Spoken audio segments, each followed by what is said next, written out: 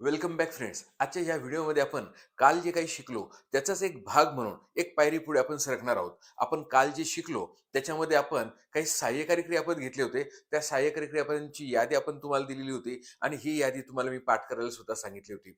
आणि ही यादी कोणती होती? ती सहाय्यकारी क्रियापदांची यादी. आपण आज त्याला सहाय्यकारी क्रियापद का म्हणतो हे मी तुम्हाला कालच्या व्हिडिओमध्ये नक्कीच सांगितलं होतं. तरी सुद्धा एक रिव्हिजन म्हणून थोडक्यात सांगतो, की सहाय्यकारी क्रियापद आपण कशाला म्हणतो?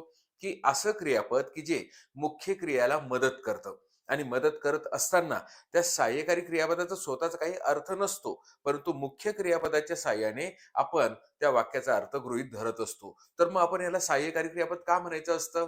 तर या सहाय्यकारी क्रियापदाच्या सहाय्याने आपल्याला नेमका काळ कोणता आहे हे ओळखण्यास मदत होते आणि म्हणूनच आपण याला सहाय्यकारी क्रियापद असं म्हणतो, असं थोडक्यात मी तुम्हाला काल सांगितलेलं होतं.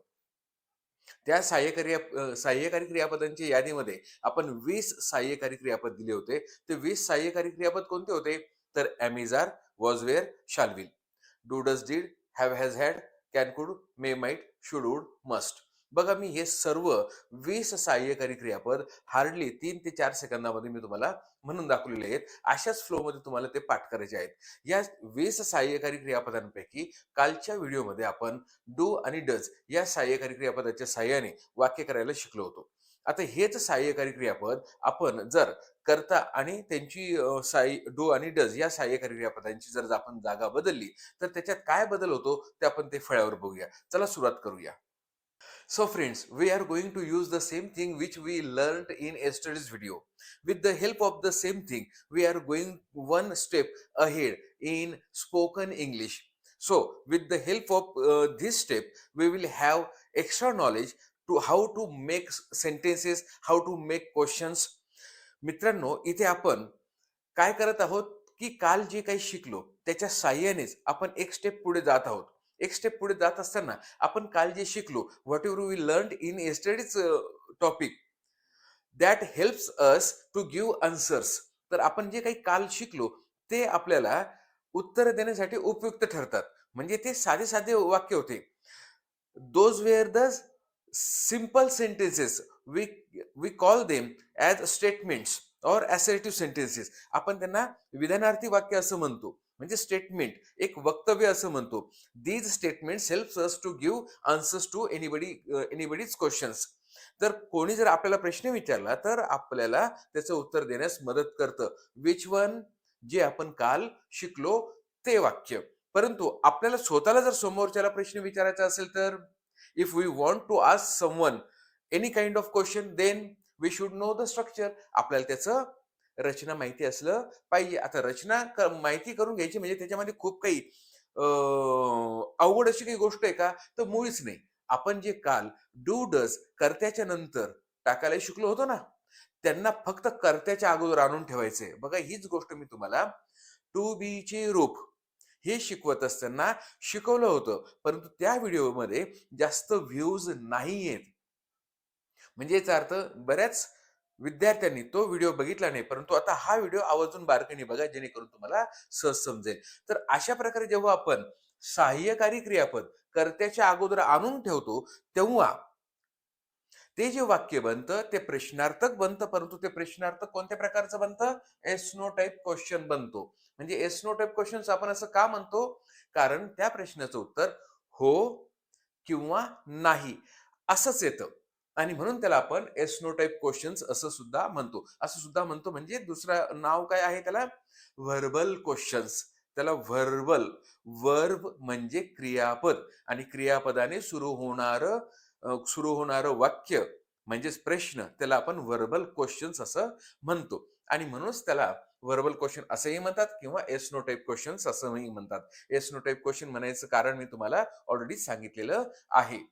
What is the reason that this questions answer is always yes or no.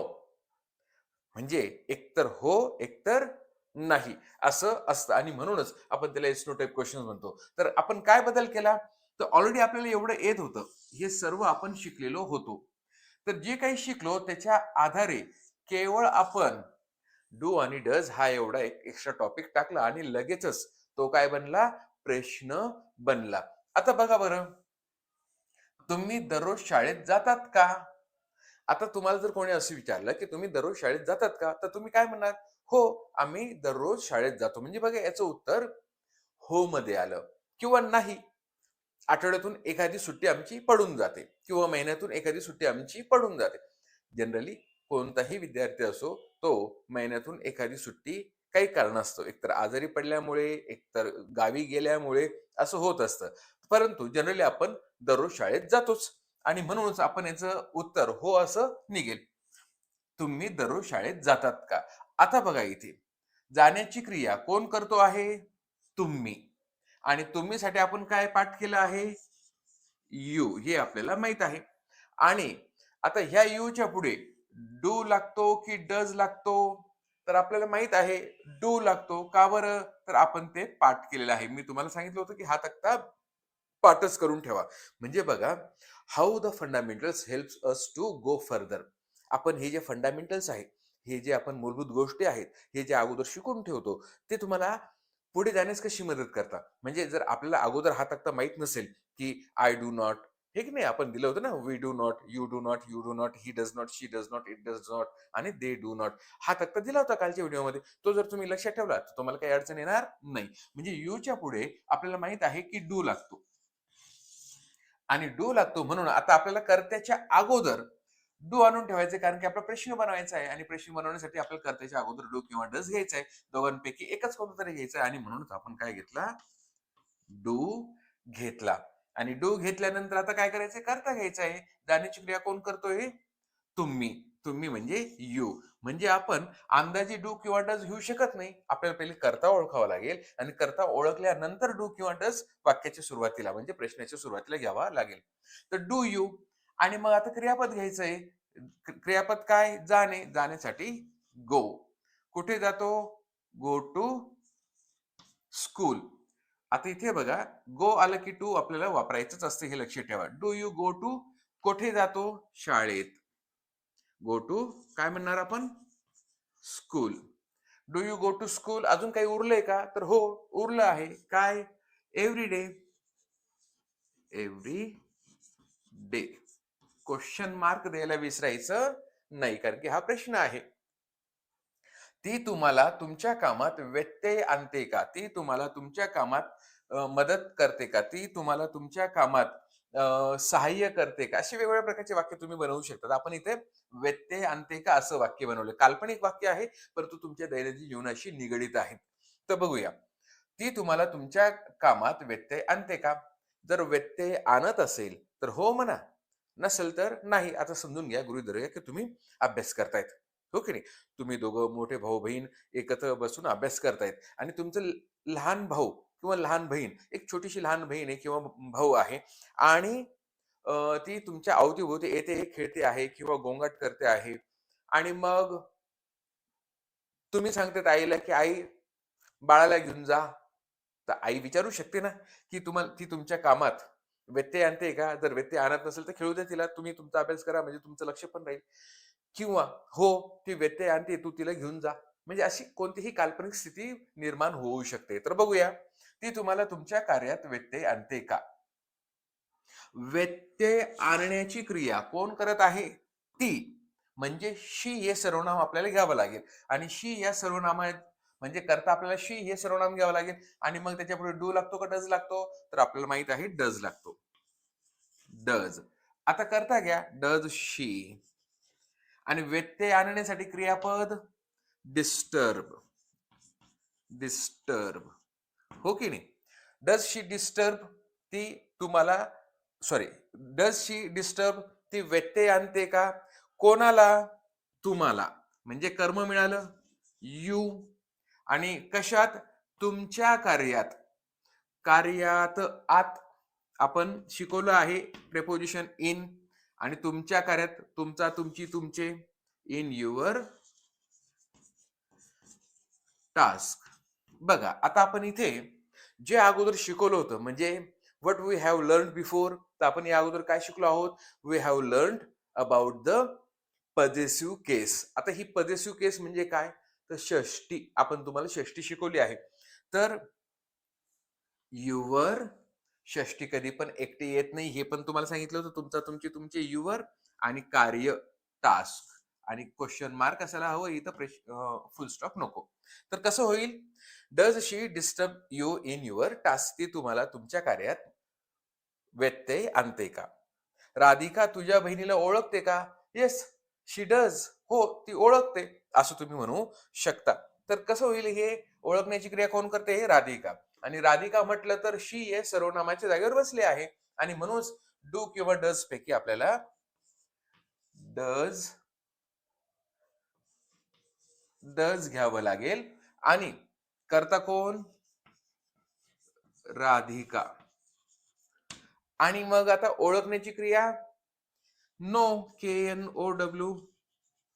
Does Radhika know. कोणाला? तुला का तुझ्या बहिणीला? तुझ्या बहिणीला. तुझा, तुझी, तुझे, your. Does Radhika know your? कोण आहे बहीण? Sister. Sister. Does Radhika know your sister? तर राधिका तुझ्या बहिणीला ओळखते का?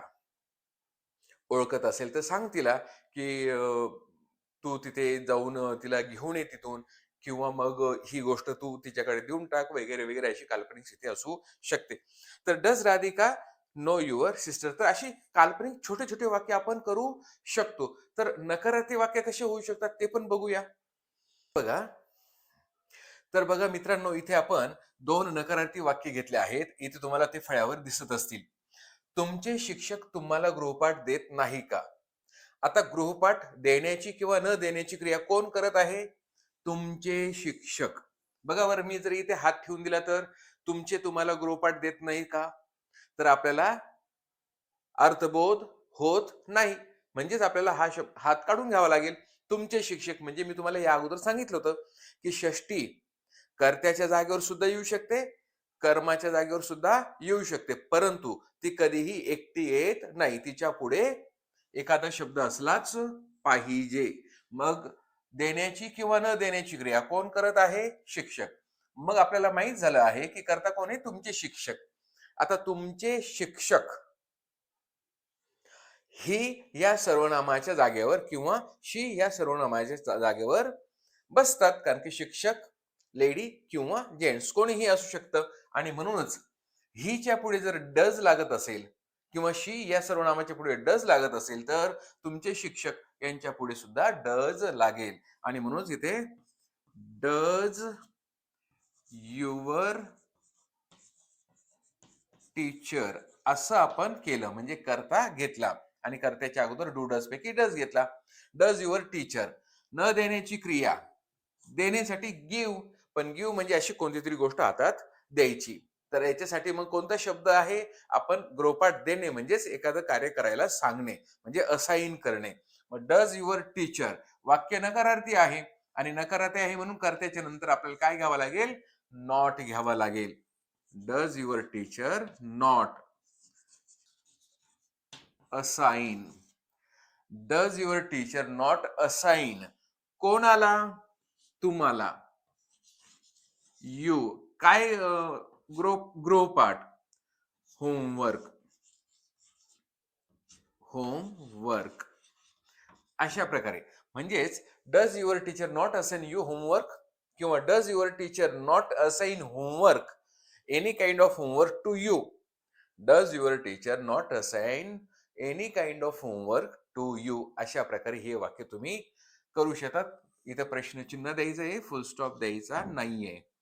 त्याचप्रमाणे पंतप्रधान गरिबांसाठी कल्याणकारी योजना जाहीर करत नाहीत का?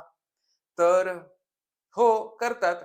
दरवर्षी गरिबांसाठी वेगवेगळ्या प्रकारच्या योजना राबवल्या जातात असं आपण म्हणू शकतो. म्हणजेच काय, की आपल्याला माहित आहे की हो, दरवर्षी गरिबांसाठी वेगवेगळ्या प्रकारच्या योजना जाहीर केल्या जातात. मग तिथे तू अर्ज का करत नाही? अरे, पंतप्रधान जाहीर करत नाहीत का? करतात ना. मग जा अर्ज कर, तुझ्यासाठी उपयुक्त ठरेल असं आपण म्हणू शकतो. म्हणजे एखादी गोष्ट असते, ती होत असते आणि म्हणून आपण तो प्रतिप्रश्न विचारल्यासारखं असतं की समोरच्याकडून आपल्याला अपेक्षा होचीच असते, नाहीची नाही. तर बघू. मग आता जाहीर करणे किंवा न करण्याची क्रिया कोण करत आहे? पंतप्रधान.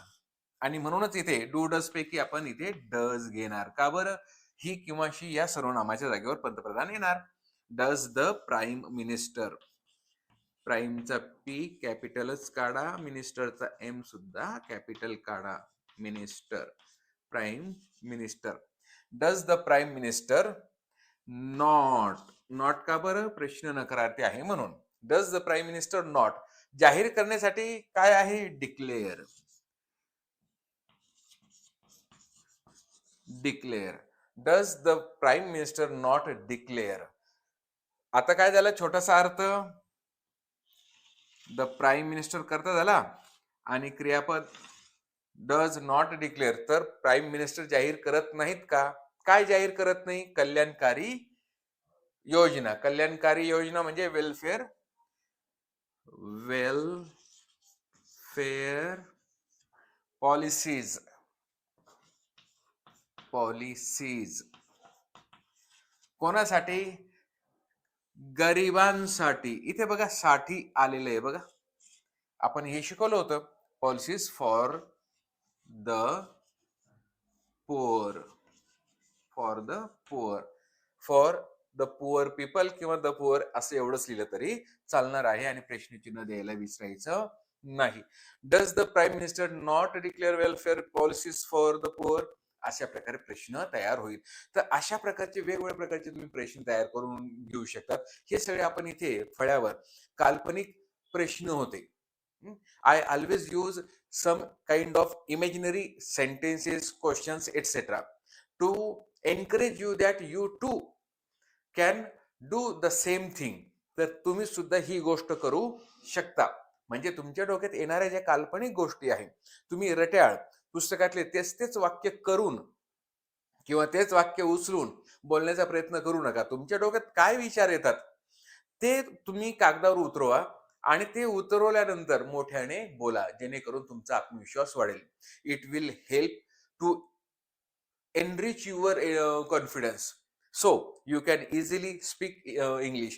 तर अशा प्रकारे तुम्ही काय करू शकतात? सहजतेने इंग्लिश बोलू शकतात. तर मग आजचा हा व्हिडिओ तुम्हाला कसा वाटला ते नक्कीच मला कमेंटमध्ये कळवा. त्याचबरोबर चॅनलवर नवीन आला असाल तर सबस्क्राईब करा. सबस्क्राईब कराल तर विसरायचंच नाही हा बिलकुल. आणि हो, लाईक करा, शेअर करा. फेसबुकवर जर बघत असाल तर पेजला फॉलो करा. नमस्कार.